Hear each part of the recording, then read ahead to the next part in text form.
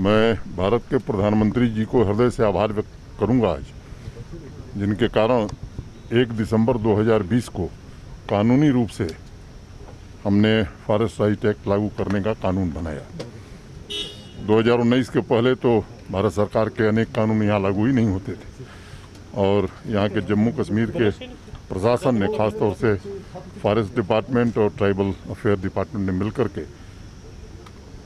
ये कोशिश शुरू की कि इन समुदायों के विकास के लिए क्या किया जा सकता है। 20,000 के आसपास एप्लीकेशन आई हैं, उसमें कुछ इंडिविजुअल्स हैं, कुछ कम्युनिटी की हैं। आज आपने देखा कि अनेक लोगों को दिया गया और जो भी इसके लिए एलिजिबल हैं उन्हें निश्चित रूप से समय सीमा के भीतर, जैसा हमारे चीफ सेक्रेटरी ने कहा कि 75 दिन में ये काम पूरा कर लिया जाए। ये फॉरेस्ट राइट एक्ट के अलावा भी उनके शिक्षा, स्वास्थ्य और उनके विकास के लिए अनेक योजनाएं जम्मू कश्मीर प्रशासन चला रहा है और मुझे संतोष इस बात का है कि उस समुदाय को भी मुख्य धारा से जोड़ने में हम सफल होंगे।